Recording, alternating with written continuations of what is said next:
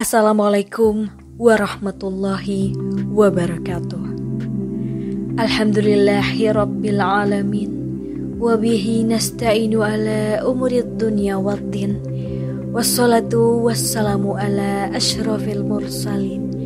Wa ala alihi wassabihi ajma'in. Amma ba'du.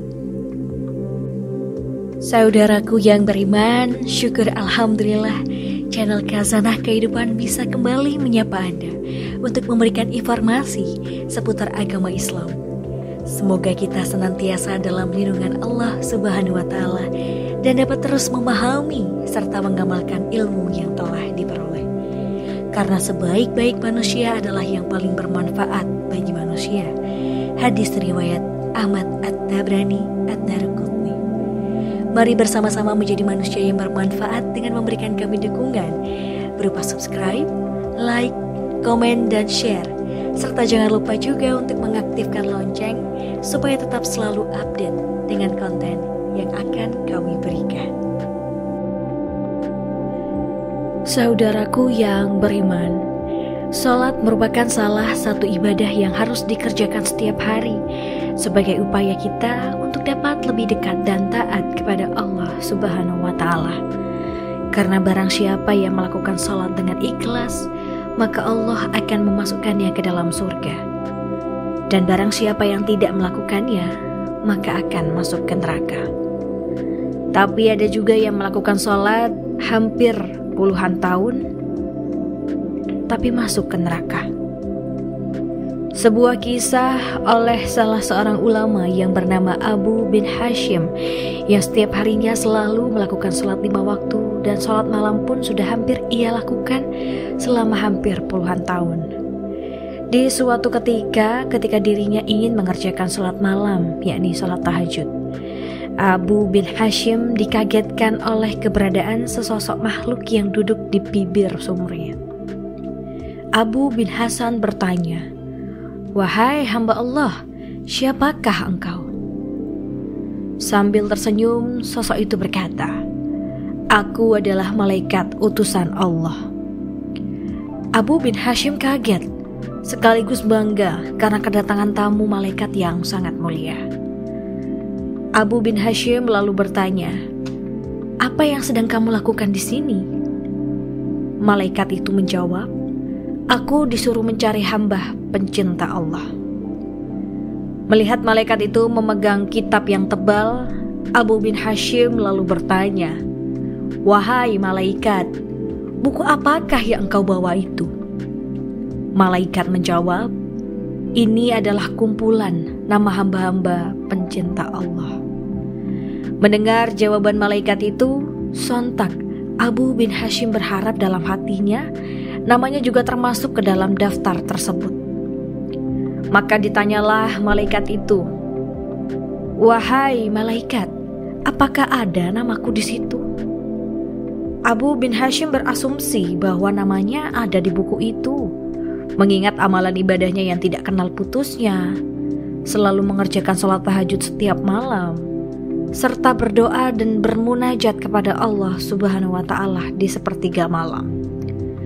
"Baiklah, akan aku buka," kata malaikat sambil membuka kitab besarnya, dan ternyata malaikat itu tidak menemukan nama Abu bin Hashim di dalamnya. Karena tidak percaya, Abu bin Hashim meminta malaikat untuk mencarinya sekali lagi. "Betul, namamu tidak ada di dalam buku ini," kata malaikat. Abu bin Hashim pun gemetar dan jatuh tersungkur di depan malaikat. Dia menangis sejadi-jadinya. "Rugi sekali diriku yang selalu tegak berdiri di setiap malam dalam tahajud dan bermunajat kepada Allah, tetapi namaku tidak masuk dalam golongan para hamba pencinta Allah," kata Abu bin Hashim sambil menangis. Melihat itu, malaikat berkata, "Wahai Abu bin Hashim, bukan aku tidak tahu engkau bangun setiap malam ketika yang lain sedang tertidur. Engkau mengambil air wudhu dan kedinginan pada saat orang lain terlelap dalam buaian malam. Tetapi tanganku dilarang oleh Allah untuk menuliskan namamu. Lantas, apakah gerangan yang menjadi penyebabnya? Tanya Abu bin Hashim kepada malaikat. Engkau memang bermunajat kepada Allah, tapi engkau pamerkan dengan rasa bangga kemana-mana dan asik beribadah, memikirkan diri sendiri.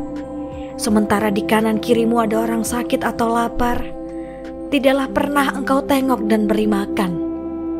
Bagaimana mungkin engkau dapat menjadi hamba pencinta Allah kalau engkau sendiri tidak pernah mencintai hamba-hamba yang diciptakan oleh Allah itu?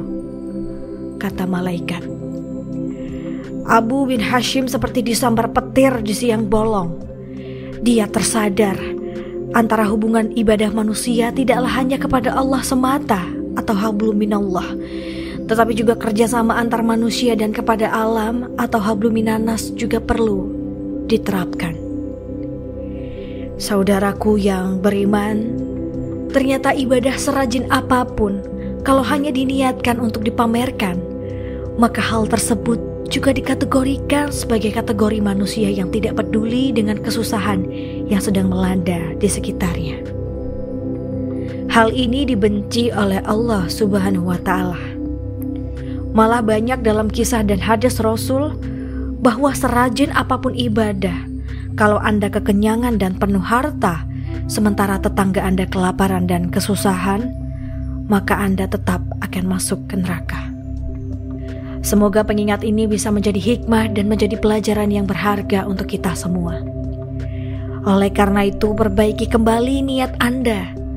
Jangan rajin ibadah apabila hanya semata untuk dipamerkan atau hanya mendapat pengakuan bahwa Anda termasuk orang yang rajin ibadah. Serta jangan sesekali Anda beribadah tetapi hanya mengharap hadiah berupa surga. Tapi lakukanlah ibadah sebagai bentuk murni keikhlasan kita sebagai umatnya karena Allah Subhanahu wa Ta'ala. Demikian, semoga dapat menjadi manfaat. Akhir kalam, wassalamualaikum warahmatullahi wabarakatuh.